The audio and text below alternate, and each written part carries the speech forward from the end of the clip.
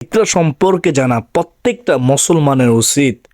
অনেক মানুষ ফিতরা সম্পর্কে জানেন না। আসসালামু আলাইকুম রহমতুল্লাহি ওবারাকাতু। সম্মানিত প্রিয় দিনদার মুসলমান ভাই ও বোনেরা, 2026 সালে ইসলামিক ফাউন্ডেশন কর্তৃক আয়োজিত এবারের ফিতরা কত টাকা নির্ধারিত হলো আজকের এই ভিডিওতে বর্ণনা করব।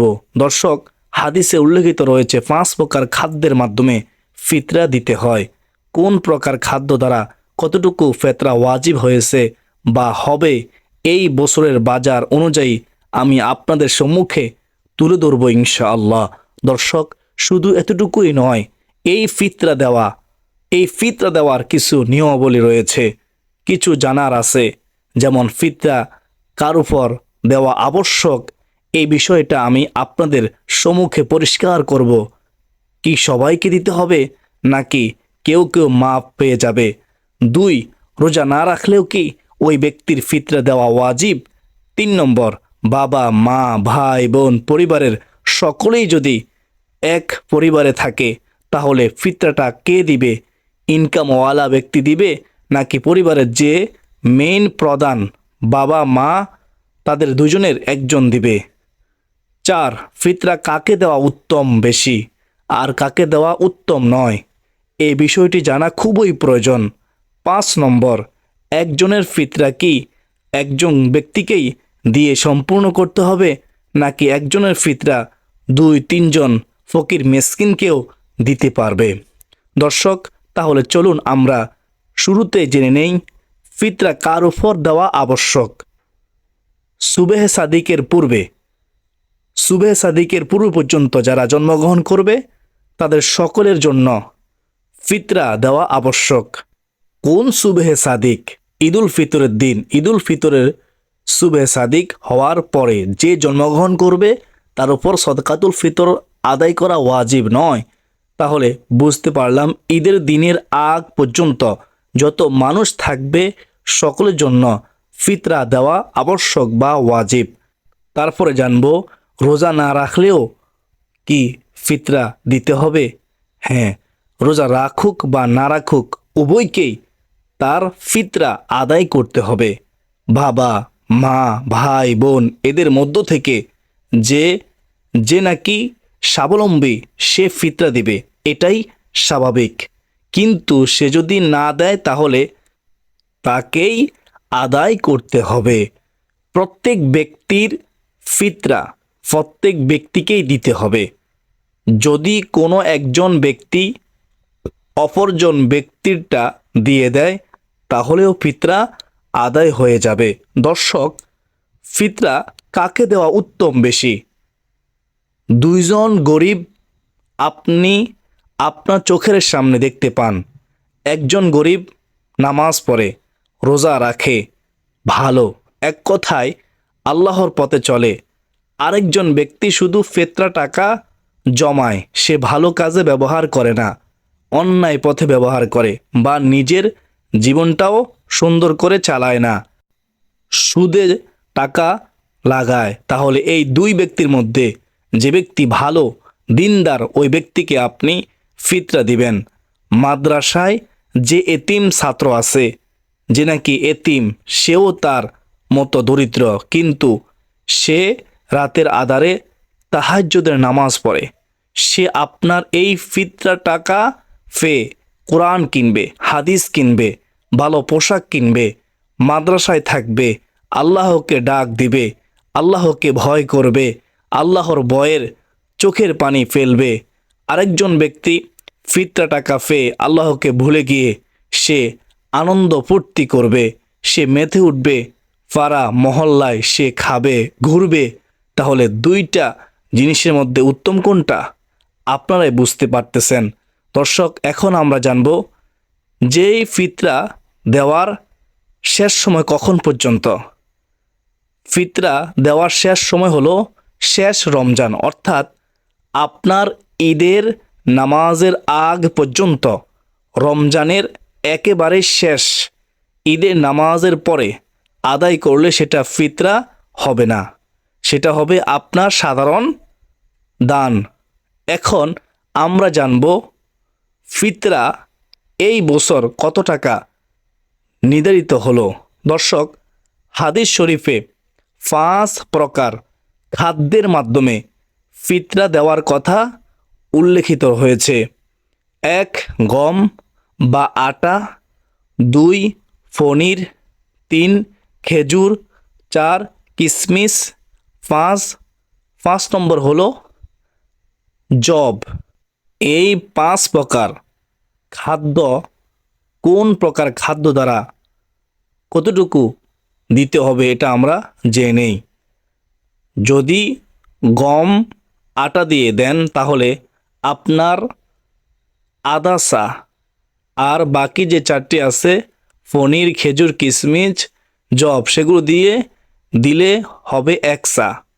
এখন কথা হলো, হুজুর আমরা তো 1 সা আর আধা সা বুঝি না, বর্তমান কেজির পরিমাণ কেমন?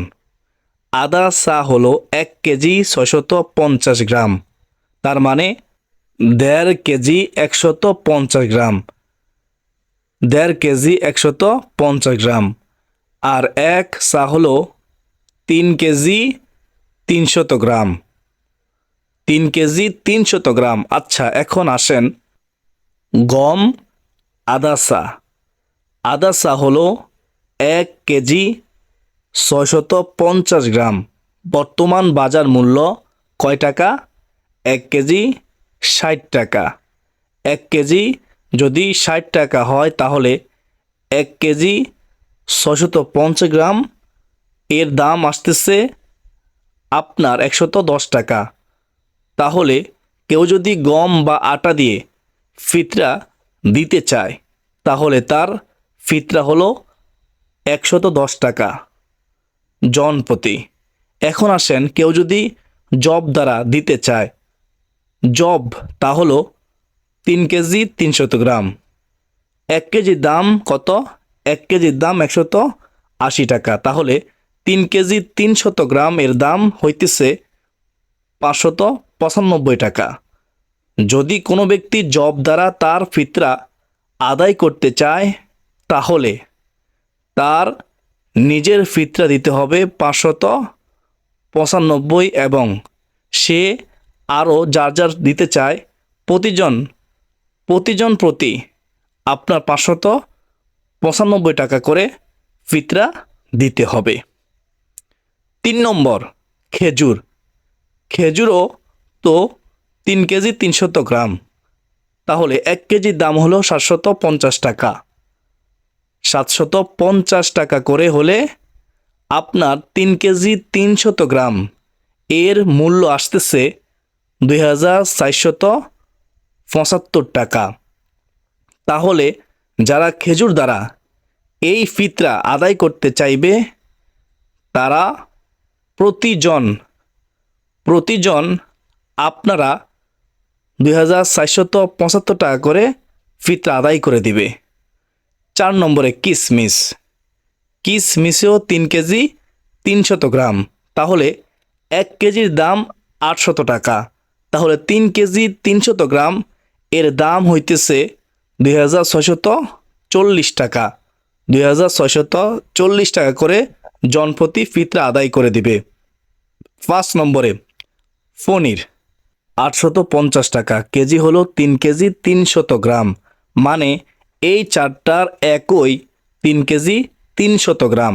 তো পনির 850 টাকা কেজি হলে 3 কেজি 300 গ্রাম এর দাম আসতেছে 2805 টাকা। ফিতরা দিতে চাইলে প্রতিজন এই 2805 টাকা করে ফিতরা আদায় করে দিবে, প্রত্যেকজন এত টাকা করে।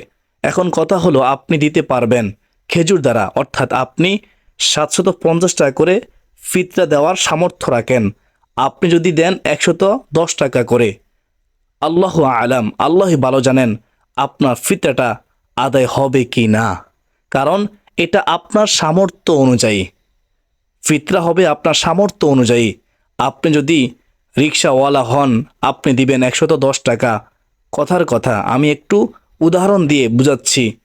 আপনি যদি একজন সাধারণ ব্যবসায়িক হন আপনি দিবেন 180 টাকা করে, প্রতিজন ফিতরা আদায় করে দিবেন। মনে রাখবেন সামর্থ্য অনুযায়ী ফিতরা আদায় করতে হবে। একজন ব্যবসায়িক আপনি যদি হন মিডিয়াম পর্যায়ের, আপনি মিডিয়াম কোয়ালিটি আপনি দিবেন ফিতরা 595 টাকা করে। আপনি যদি আরও উন্নত মানের হন, ভালো ব্যবসায়িক হন, বেশ ভালো টাকা পয়সায় আলহামদুলিল্লাহ আপনাকে আল্লাহ পাক দিছে, তাহলে আপনি দিবেন, আল্লাহর পথে খরচ করবেন 750 টাকা করে। আবার আপনি যদি অনেক বড় লোক হন, ধনী হন, অনেক বড় ব্যবসায়িক বা অনেক বড় বিদেশি, কথার কথা লক্ষ লক্ষ টাকা ইনকাম বা 60, 70, 80 হাজার টাকা ইনকাম মাসে, তাহলে আপনার মনে হয় 2475 টাকা করে ফিতরা দিলে ভালো হয়। যারা এমপি অথবা যারা মনে করেন অনেক বড় পদে আছে, তারা ফিতরা আদায় করবে 2500 টাকা করে। এটা হচ্ছে উত্তম সামর্থ্য অনুযায়ী। আর যারা মনে করেন তার চাইতেও দেশের অনেক বড় ধনী ব্যক্তিবর্গ, তারা দিবে 2000 টাকা করে। এখন কথার কথা, প্রধানমন্ত্রী যদি 110 টাকা করে ফিতরা দেয়, এটা আপনার কাছে কেমন লাগবে বলেন, চিন্তা করেন। রিক্সাওয়ালাও দিল 110 টাকা, প্রধানমন্ত্রীও সেও দিল 110 টাকা। যে দেশের একজন প্রধান ব্যক্তি দেশ পরিচালনা করেন তিনিও দিলেন 110 টাকা। এটা হলো না। এজন্যই হাদিস শরীফে 5 প্রকার খেজুরের মাধ্যমে, 5 প্রকার খাদ্যের মাধ্যমে উল্লেখিত হয়েছে, আপনি যে প্রকার খাদ্যের সমর্থ আপনি রাখেন, ওই প্রকার খাদ্য অনুযায়ী ফিতরা আদায় করবেন।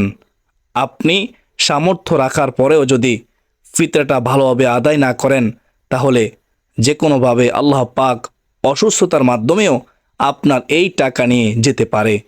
আপনি দিলেন না, লুকোচুরি করলেন বা ফিতরাই দিলেন না, এই পৃথিবীর কোনো ব্যক্তির সামর্থ্য নাই যে আপনাকে ফাকরাও করবে, আপনাকে কিছু বলবে, কিছুই বলার নেই। কিন্তু মহান আল্লাহ পাক দেখেছেন আপনাকে যে কোনো একটা অসুস্থতা দিয়ে বা আপনার সন্তানকে একটা অসুস্থতা দিয়ে 5, 10 হাজার, 20 হাজার টাকা নামিয়ে ফেলে, আল্লাহ তাআলা আপনি টের পাবেন না বা আপনার বলার কোনো শক্তি থাকবে না। সুতরাং ফিতরা আমরা আদায় করব ইনশাআল্লাহ আমাদের যতটুকু সামর্থ্য আছে, সামর্থ্য অনুযায়ী। যদি আমি খেজুর দিয়ে সামর্থ্য রাখি, খেজুর দিয়ে আমি সদকাতুল ফিতর দিব, অথবা তার বাজার মূল্য আমি দিয়ে দেব ইনশাআল্লাহ। যদি আমি কিশমিশ দিয়ে, পনির দিয়ে ফিতরা দেওয়ার সামর্থ্য রাখি, তাহলে আমি পনির দিয়েই অথবা তার দ্রব্যমূল্য দিয়েই আমি ফিতরা আদায় করব। সর্বোপরি কথা হলো আমাদের সামর্থ্য অনুযায়ী ফিতরা দেওয়া উচিত। আমার আপনার জীবনের সমস্ত গুনাহ মাফ হবে। আমরা যে রোজা রেখেছি, রোজার মধ্যে ভুল ত্রুটি হয়ে থাকতে পারে, আমাদের রোজা আল্লাহ তাআলা কবুল করবেন। আর যদি আমরা ফিতরা আদায় না করি সঠিক নিয়মে, তাহলে আমাদের রোজা ঝুলন্ত অবস্থায় থাকবে, আল্লাহ তাআলা আমাদের রোজা কবুল করবে না। তো আমরা যদি চাই আমাদের রোজা কবুল হোক, রোজার ভুল ত্রুটি আল্লাহ তাআলা ক্ষমা করে দিক, এই রোজা দ্বারা আল্লাহ তাআলাকে আমরা যদি সন্তুষ্ট করতে চাই, দুনিয়া আখিরাতে কল্যাণ পেতে চাই, তাহলে আমাদের উচিত হবে সঠিকভাবে, সঠিক নিয়মে, সামর্থ্য অনুযায়ী সদকাতুল ফিতর নিজের পক্ষ থেকে আদায় করা এবং পরিবারের সবার পক্ষ থেকেও আদায় করা, যদি আমি সামর্থ্যবান হই। আল্লাহ তাআলা আমাকে, আপনাকে, আমাদের সবাইকে সদকাতুল ফিতর আদায় করার তৌফিক দান করুন। সকলে বলি আল্লাহুম্মা আমিন।